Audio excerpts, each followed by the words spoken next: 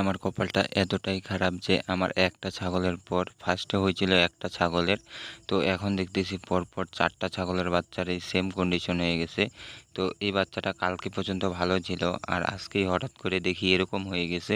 মানে পুরা টাইপের আর কি, প্রথমে একটা ফুসুরি টাইপের হয়, তারপরে এটাই ফাইটে যায় আর পুরা দুর্গন্ধ বেরোয় যায়, মানে মাংসগুলো অটোমেটিকলি পচে পচে পড়তে থাকে।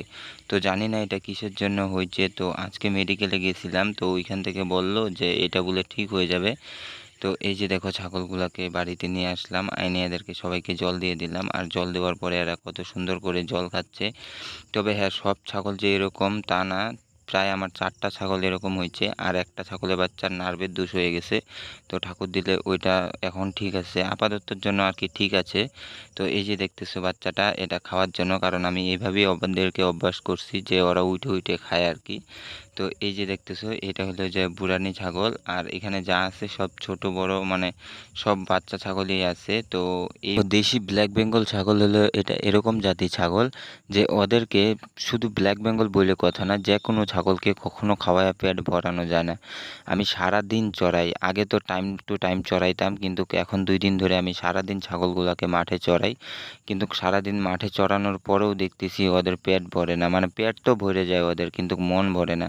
তা বাড়িতে এসে এই যে দেখো খাওয়ার জন্য কি ছোটাছুটি করতেছে। আমি যেই দিকে যাব ওই ছাগলগুলো সেম ওই দিকেই যাবে। আর আরেকটা বাচ্চা আছে আমার ছাগলের, তো ওইটাকে যদি আমি শরীর না চুলকা দেই তাহলে ওই বাচ্চাটা মারতে আসে। তো এই যে দেখতেছো সবাই ওদের জায়গা মতো ওরা সব রেডি হয়ে গেছে, কারণ ওরা জানে যে সন্ধ্যার টাইমে আমি ওদেরকে একটা মেস খাবার খাওয়াই। আর সেটা হলো যে ভুট্টা, আরও এর সাথে অনেক কিছু মিক্স থাকে, যেরকম চানা, তারপর ভুট্টা, ডাল, এগুলো সব কিছু মিক্স করে একসাথে একটা মিক্স বানায় নিয়েছি। তো এটা আমি খাওয়াই, আর এটা খাওয়ানোর কারণেই দেখতেছো যে শুধু ঘাস খাওয়াইলে হবে না, এখন বর্তমানে যে সব কিছুর মধ্যে রাসায়নিক ইউজ করা হয়। তো শুধু ঘাস খাওয়াইলে ছাগলের চেহারা কখনোই উঠবে না, তাই আমি আর কি ওই ম্যাশটা খাওয়াই। আর এই যে দেখতেছো ছাগলের গ্রোথ, এই বাচ্চাটা দেখতেছো, এই বাচ্চাটার বয়স কিন্তু বেশি না, তাও আশা করা যায় যে না, বয়স হিসাবে এই বাচ্চাটার গ্রোথ অনেক বেশি। আর এই যে দেখতেছো এটা হলো যে আমার ফার্মের কিং, আর এই পাঠিটা বিক্রি হবে।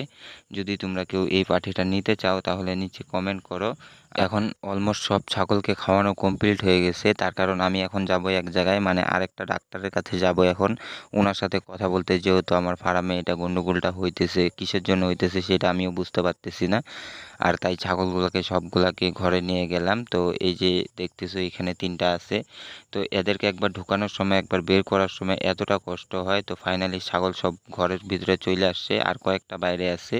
তো মা এগুলাকে বাঁধতেছে আর আমি এইদিকে দেখতেছি আর ভিডিও করি। বন্ধুরা, আজকের ভিডিওটা ছিল এই পর্যন্তই, দেখা হচ্ছে নতুন কোনো এরকম অ্যানিমেলস ব্লগস ভিডিওতে।